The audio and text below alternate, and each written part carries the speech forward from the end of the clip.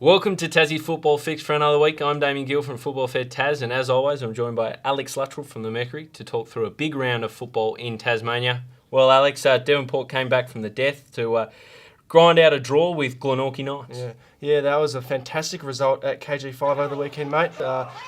Jae Yong Choi got on the score sheet before Vinny Kamano, the ex-NTC boy, chipped keeper Casey Eves from a fair distance. They took a shock 2-0 lead from us, so I was quite shocked myself. Then right at the death, Callum Moore grabbed a goal in the 86th minute, and I remember texting you saying we might have a game on our hands here, and sure enough, last season's Vic Tuning winner, Miles Barnard, who now plies his trade with the Strikers, just bundled one home off a Michael Holden corner, and it was 2-2. Fantastic result in the end for Devonport, who looked just down and out.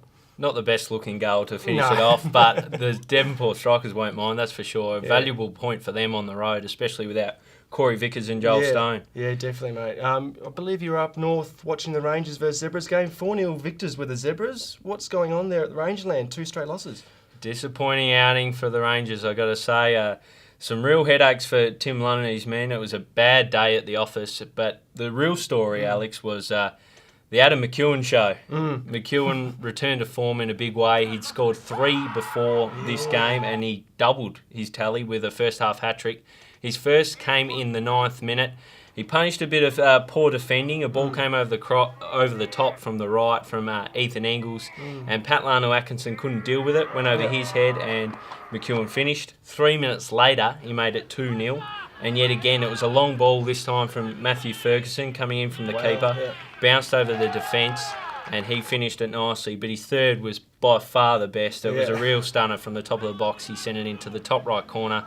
And from there, it was pretty well game over for the Rangers. They had no real response. And in the second half, Curran Ferns nodded home a nice header just to make it 4-0, and a big win for them on the road because, of course, their road trip form hasn't been crash hot for the Zebras, but Rangers in all sorts of trouble. Yeah, mate. Well, the Rangers, obviously 2 straight losses. They were contesting for top spot with South Hobart last week, and now they're looking at dropping out of the top 4. The Zebras, on the other hand, 3 top 4 scalps in the space of 3 weeks, so they're really flying. Yeah, they're absolutely firing, especially if McEwen can keep this sort of form up.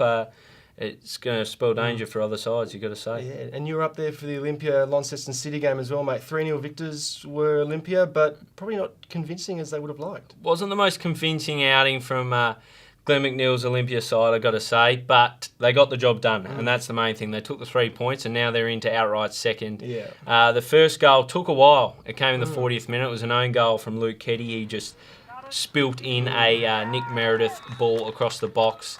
And then early inside the second half, Launceston City lost Mark Christie. He was sent off for a late challenge on Spiro Paradisus.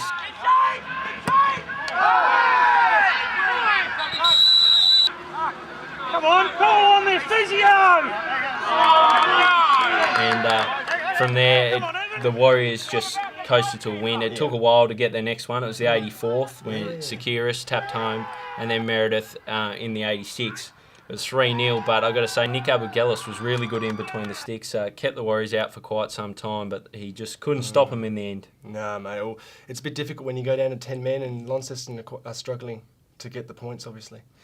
They are indeed. The last game of the round was on Sunday, and South Hobart slammed home 6 goals to retain the Haley Code Memorial Trophy. Yeah, mate. Good result in the end, but they struggled early, South Hobart. A lot of misplaced passes here and there. Ron Gillam, the young Kingborough Lions keeper, made a number of fine saves to keep his side in the contest throughout the first half.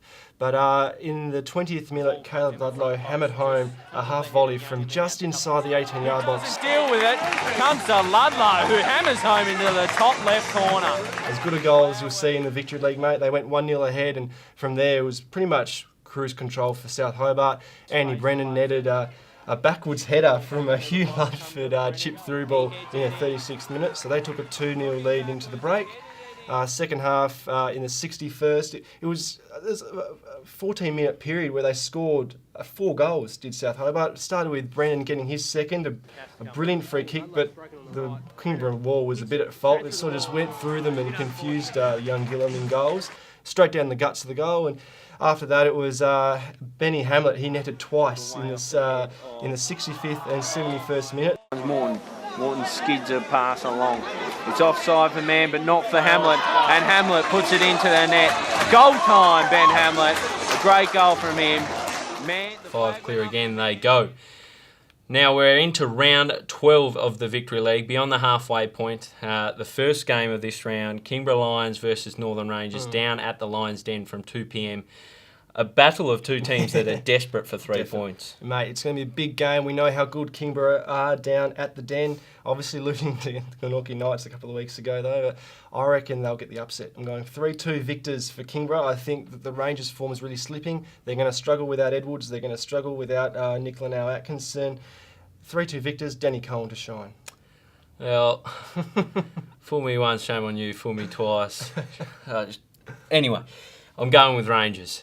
I've tipped them week in, week out, and they keep letting me down, but I'm going with them again. I've got to say, I don't know why, but I'm hoping Adam Edwards will come back in from that swollen knee and have an impact. I reckon Cohen will get on the score sheet, though. I agree with you in that one. He just has a knack of finding the back of the net. But Rangers just in a tight one. Yeah, mate, it should be a good fixture down the Den. Up at Valley Road, Devonport hosts South Hobart, the only team really to consistently defeat the Strikers up at their home ground. Twice last season they beat them. What do you reckon can happen up there? I'm tipping South Hobart.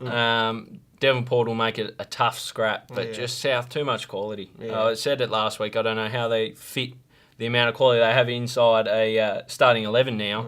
I think we might see Connor Cass get a start, and I am predicting him to shine up at Valley Road. Yeah, well, mate, I think it's going to be 4-1 to South Hobart. They're going to absolutely dominate. Nick Morton will be my man of the match, I reckon. He's having a good season. Next game of the round is back down here, KG5. It's Tilford Zebras hosting Lonnie City. Of course, last time Lonnie City got one up on them, and I know Jed Donahue, he probably has nightmares of that encounter. Yeah, mate. Well, that was with Danny Allsop, as we so often mention. I don't think that it's going to happen again this time on the road for Launceston. The Zebras are in fine form, really good stead. They won't want to drop any more points this season in chasing South Hobart. I'm going to go with, I reckon, 3-0, like last week Olympia's efforts. But I will just note Marcello Marchioli, it's his last game before jetting off to Poland. So it'll be interesting to see how the Zebras cope in the midfield without him, but hopefully they give him a good send-off. They can't take a trick in the midfield. They just keep losing them. They're dropping, that's for sure. I'm going with the Zebras for sure. They're in too hot form at the moment. I reckon McEwen with a couple, and I reckon 5 or 6-0. I think a really comfortable outing for the Zebras. Last game of the round is at Warrior Park on Saturday night from 7 p.m, and it's the Warriors taking on Glenorchy Knights. It's usually a pretty interesting fair between these two teams. There's always that connection between Chris Hay and his former side. It'll be interesting to see what happens in this one. Who do you like? I like Olympia, mate. I reckon they're going to be solid 4-1 victors on the night. I can't see the Knights getting up, but they have been in. They've got a few points in the last couple of weeks, but dropping the points last week, I don't think they're too convincing, and the Warriors will walk away with a win. I don't like to play it safe, so I'm going with a draw. I reckon the Knights will G themselves up for this one, and as strange as it sounds, I actually don't think Warrior Park suits Olympia's style too much. I think it'll suit Glenorchy more, and it will play into their hands. I'm expecting Shea Hickey to have a really big game, and I'm expecting a draw between the pair. You're a brave man, mate. I am a brave man. I think it's a game that can't be missed for sure at Warrior Park on 7 p.m, so get along to that one. That's all we've got time for this week on Tassie Football Fix. Head to the Mercury website to get all the best saves and goals from last weekend's games. Also, stay peeled to the Fox Sports website on Friday with the live FFA Cup draw to see who South Hobart will take on in the round of 32. Bye for now.